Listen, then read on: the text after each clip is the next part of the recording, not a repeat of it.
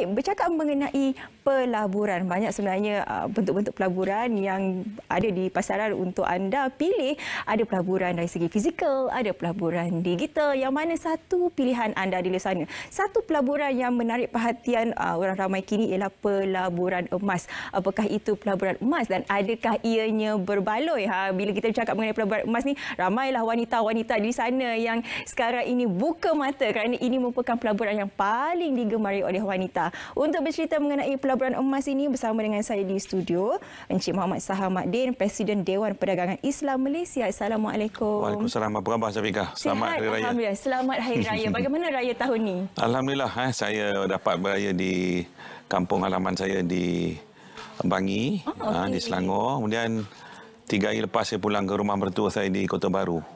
Kelantan. Oh, itu memang kesesakan dia.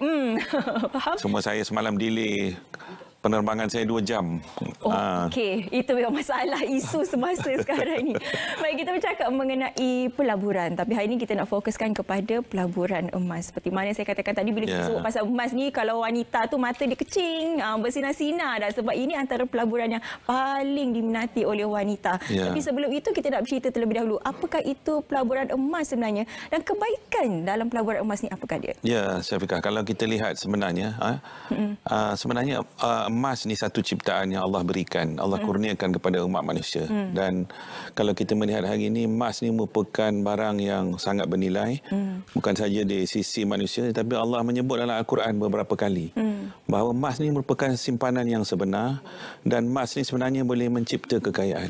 Cuma kita dalam konteks kehidupan kita, gaya hidup kita, kita hanya melihat emas itu sebagai suatu barang hiasan, barang yang mungkin perhiasan. Bila kata perhiasan ni maknanya benda yang suka nak ditunjuk-tunjukkan, suka dipamerkan. Tetapi kita kurang melihat ianya dari sudut pelaburan dan juga ekonomi. Ini yang sebenarnya sampai masanya saya sebagai Presiden Dewan Perdagangan Islam Malaysia mahu hari ini kita melihat bahawa membawa masyarakat keluar daripada kepompong itu. Jangan melihat emas itu sebagai barang hanya digunakan sebagai perhiasan simpanan, kerana kalau kita tidak kaitkan dengan ekonomi. Ini insya-Allah kita akan kembangkan perbincangan ini pada hari ini. Jika berkata mengenai emas itu boleh dijadikan pelaburan, apa di antara jenis-jenis pelaburan yang ada yang berkaitan dengan emas ini? Ya, secara umumnya emas ni memang kita ada pilihan di sini. Dalam konteks konvensional, yang paling mudah ialah membeli emas secara fizikal dan kita simpan. Ini secara tradisinya. Tetapi hari ini berlakunya inovasi, dan zaman ledakan digital hari ini membolehkan orang ramai menjalankan perniagaan transaksi emas secara digital. Kenapa penting digital ni, Syafiqah? Kerana harga emas di dalam dunia ni ditentukan oleh satu badan saja, iaitu London Metal Exchange. Maknanya kita di Malaysia, sama ada kita orang berada di negara Afrika, negara Brazil, seluruh dunia, dalam satu masa harga emas satu saja, iaitu yang ditetapkan oleh London Metal Exchange. Jadi, dan harga emas ni berubah-ubah setiap saat. Ini yang masyarakat kita tak tahu. Jadi, macam mana cara kita nak mendapat peluang dari segi kenaikan dan penurunan emas ni? Maknanya, adanya solution digital, kita boleh membeli emas, katakan berlaku penurunan harga emas pada waktu 11 malam, contohnya 10 malam. Kalau secara fizikal, macam mana kita nak beli emas pada waktu malam? Kedai pun dah tutup. Keesokan harinya pula, kedai dah buka, harga emas naik balik. Sebab saya sebut dia setiap saat harga emas berubah. Sebagai contohnya, sewaktu perang krisis Rusia dan Ukraine, dalam satu malam emas naik 4.4%. Macam mana cara nak beli? Tak boleh beli kalau tidak ada solution digital. Di sini pentingnya juga perdagangan emas mesti diintegrasikan dengan elemen digital, patuh syariahnya, dan mesti patuh undang-undang. Kerana dalam masyarakat kita ni banyak yang terjebak dengan skim-skim penipuan. Kita sekarang disebut sebagai scammer, di mana mereka boleh terlibat kepada perdagangan emas ataupun pelaburan emas yang menjanjikan pulangan-pulangan tertentu. Ada yang menawarkan dividen pula. Ini memang cara-cara untuk kita mengenal pasti pelaburan emas yang scam ni ialah kalau dia menjanjikan pulangan. Sebab emas ni dia tidak macam pelaburan lain. Dia harganya tidak boleh ditentukan berapa peratus pulangannya dan sebagainya. Dia ditentukan oleh harga ditentukan oleh London Metal Exchange dan dia sentiasa berubah-ubah. Jadi tak mungkin kita boleh menjanjikan pulangan. Di sinilah maknanya pendidikan dan kesedaran orang ramai perlu kita berikan, dan hari ini kita ada pilihan. Ada produk-produk baru yang diperkenalkan oleh operator pelaburan yang boleh, contohnya kita boleh membeli emas melalui pembiayaan tawaruk. Macam kita beli property, rumah, Syafiqah. Kita beli rumah, contoh harga rumah, kalau di Kuala Lumpur ni rumah teres 2 tingkat, contohnya RM500,000 ataupun RM600,000. Kita tak perlu keluar duit RM500,000 daripada poket money kita. Tak mungkin pun orang kebiasaan ini boleh kumpul duit RM500,000 untuk beli rumah. Kita boleh keluarkan 10% deposit, kemudian kita boleh dapat pembiayaan 90% daripada pembiaya. Jadi sama. Konsep ni boleh diterjemahkan dalam urus niaga emas juga. Maknanya orang ramai boleh mendapat gandaan ataupun tambahan pembelian emas menggunakan kaedah tawaruk. Ini satu lagi yang kita nak war-warkan, maknanya hari ini dalam kita berekonomi.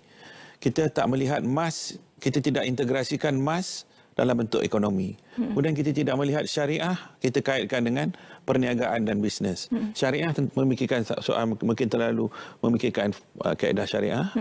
Kemudian emas, cerita dari segi perdagangan emas. Sekarang ni kita perlu integrasikan elemen syariah, instrumen syariah yang memang sistem muamalat Islam ni boleh mencipta kekayaan untuk umat manusia. Tinggal lagi kita tidak explore, tidak mencari sepenuhnya. Kemudian emas tu memang Allah dah janjikan itu sumber kekayaan yang sepatutnya kita kembangkan, bukan hanya menjadikannya sebagai barang perhiasan saja. Kemudian kita implementkan juga, integrasikan dengan digital solution. Jadi maknanya dengan 3 ni, menggunakan kekuatan emas, kekuatan syariah dan kekuatan digital ni membolehkan kita hari ini mencari penyelesaian baru yang boleh menyelesaikan pemulihan ekonomi dan mengembangkan ekonomi kita. Inilah sebenarnya sangat menarik, Syafiqah, kalau kita melihat bagaimana emas itu kita boleh menjadikan dia sebagai instrumen ekonomi. Saya mengambil balik apa yang Tuan katakan tadi, ada yang membeli emas untuk dipakai, khususnya wanita. Dipakai untuk ditunjuk sebab rasa cantik kan. Lagi-lagi musim raya ni, kalau bila kita balik kampung tu masing-masing lah tunjuk gelang yang dia ada, rantai yang ada, semuanya menunjuk-nunjuk orang kata. Tapi bila wanita membeli emas ni, mereka mengatakan bahawa bukan beli semata-mata cantik, tapi inilah untuk pelaburan masa hadapan. Adakah berbaloi sebenarnya membeli emas yang dipakai itu sebagai pelaburan? Kalau dari segi pelaburan, Syafiqah, kalau kita membeli emas di kedai-kedai penjualan emas ni, sebenarnya mereka kena lihat berapa spread. Ini bahasa perniagaan emas ni. Spread tu maknanya berapa kadar keuntungan yang kedai tu ambil daripada harga emas tu kepada kita yang kita nak beli. Jadi saya sebutkan tadi, masyarakat kita sepatutnya tahu. Sekarang ada online, kita boleh cek dalam Google berapa harga LME. Kemudian kita pergi kedai emas, kita tengok berapa harga yang mereka jual.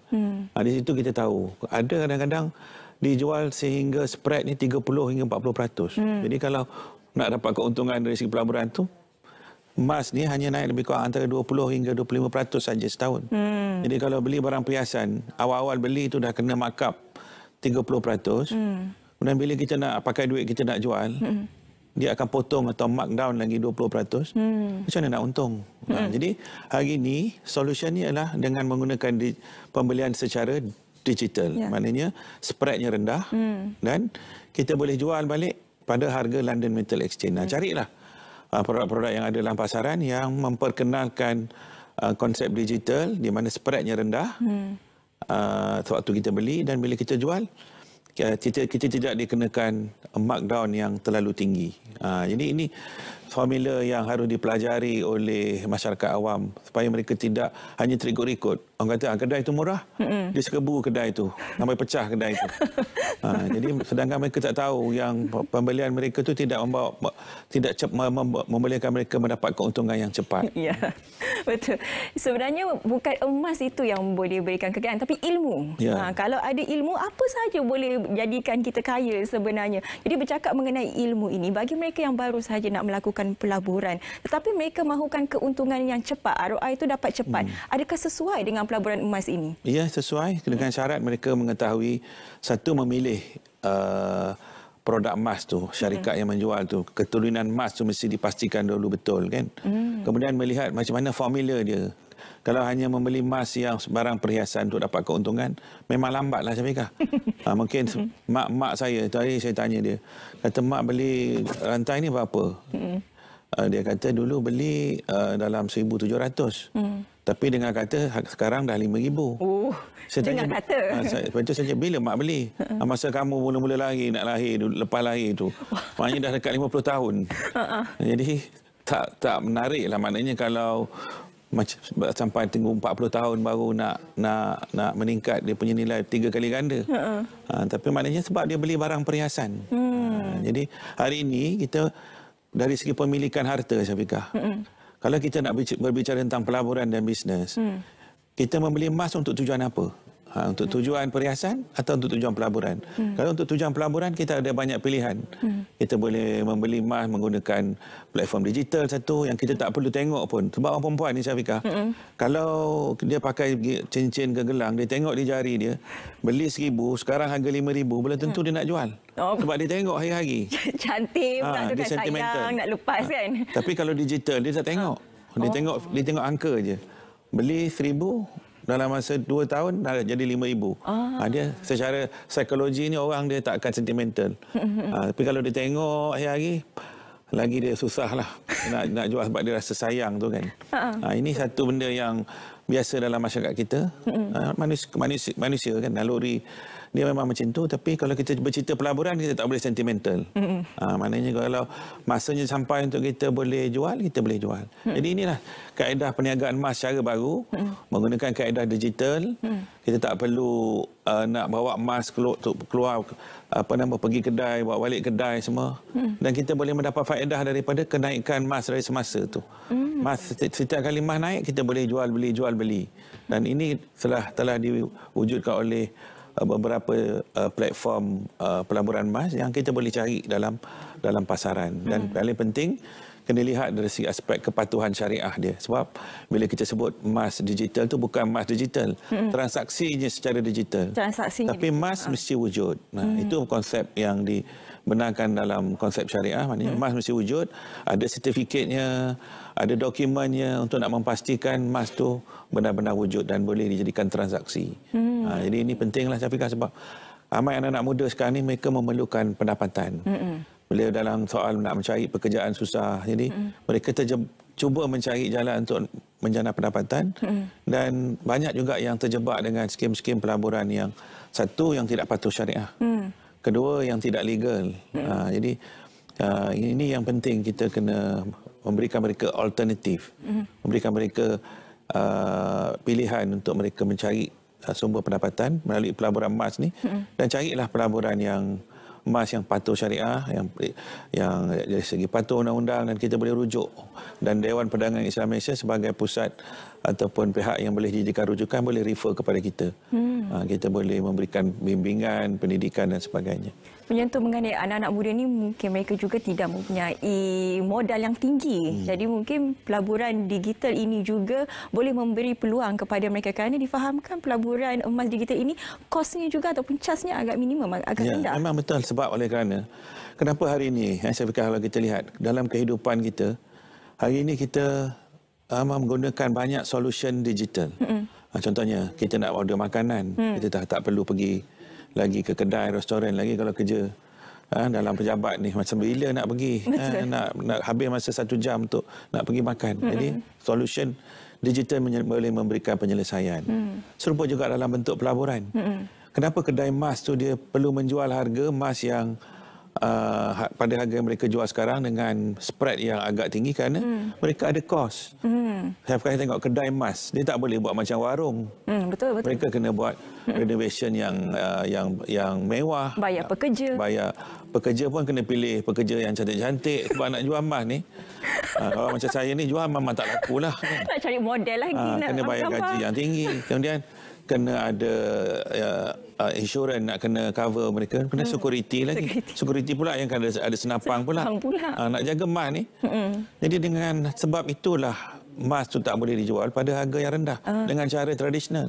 Betul. Tapi dengan penyelesaian digital, semua ni tak perlu. Jadi, harga emas dapat dijual pada harga yang lebih rendah spread dia. Dan ini memberikan kebaikan kepada orang ramai. Supaya bila mereka beli pada harga yang rendah, bila masa saja bila emas naik, mereka terus tekan saja button, mereka dah dapat keuntungan. Ini hari ini digital ni boleh memberikan satu nilai tambah yang cukup berkesan dalam konteks kita nak menjana pendapatan dan menjana ekonomi. Ya. Bercakap mengenai pelaburan emas ni memang kita tak boleh sembang 15 minit. Sebab banyak lagi faktor-faktor yang perlu kita bincangkan mengenai pelaburan emas ni. Tapi itu sahaja masa yang kita ada. Encik Muhammad Sahamaddin, Presiden Dewan Perdagangan Islam Malaysia, bercerita mengenai pelaburan emas. Berbaloikah? Berbaloi kalau dijadikan pelaburan, kurang berbaloi kalau dijadikan sebagai perhiasan. Perhiasan semata-mata. Nilai nanti. Kita kena fikir faktor-faktor itu. Terima kasih sekali lagi saya ucapkan. Sama-sama. Baik, kepada anda semua daripada pelaburan emas, kita nak terus saja bergantung